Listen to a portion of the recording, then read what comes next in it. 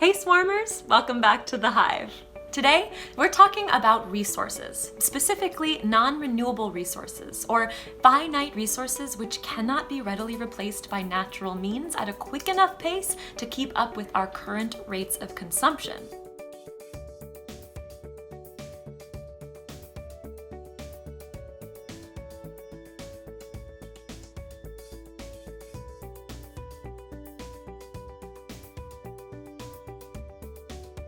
Technically, all non-renewables will replenish themselves eventually, but it will take them millions of years. We humans probably don't have that kind of time to wait, nor does it appear we'll be able to cut down on resource use in the near future at our current rate of population growth. Some examples of non-renewable resources include fossil fuels, nuclear fuels, earth minerals, and metal ores.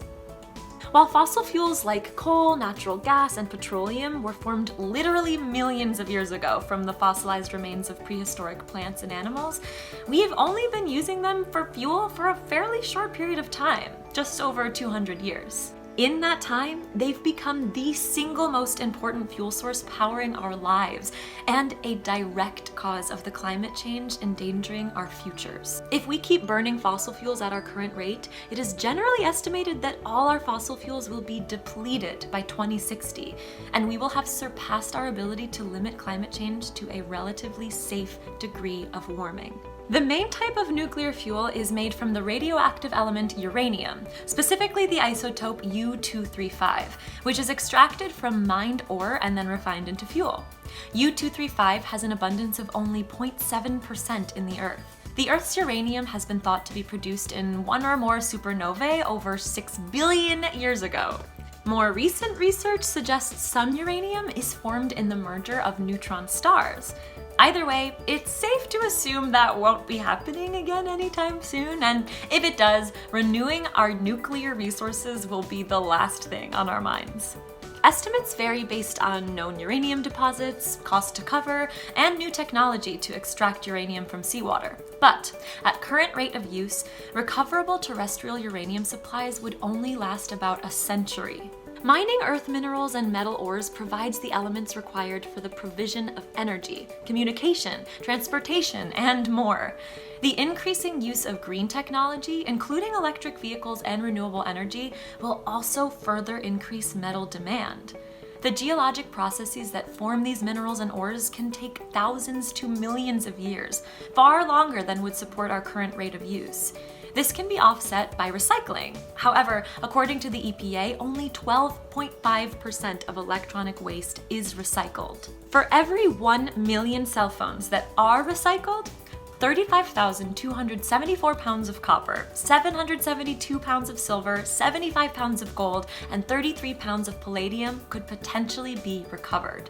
One such non-renewable mineral is phosphate, in elemental form known as phosphorus.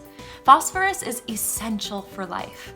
The vast majority of phosphorus compounds mined are consumed as fertilizers. Nearly all of the phosphorus that farmers use today, and that we consume in the food we eat, is mined from a few sources of phosphate rock, mainly in the United States, China, and Morocco. By some estimates, those could run out in as little as 50 to 100 years. Geologists know of other deposits, but they are harder to access and contain less phosphorus. Thus, the price will likely rise, making it harder for growers to afford fertilizer and for people to afford food.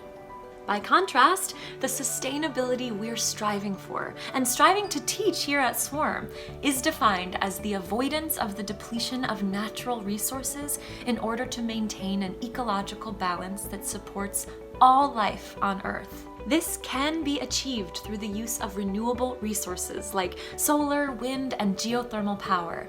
Ending our dependence on fossil fuels by recycling, upcycling, and reusing non-renewable resources whenever possible, and lowering our carbon footprints to limit personal resource use. Thanks for joining us, swrmers. Drop us a comment and say hi. And don't forget to like, share, and subscribe to join the swarm. We'll see you next time.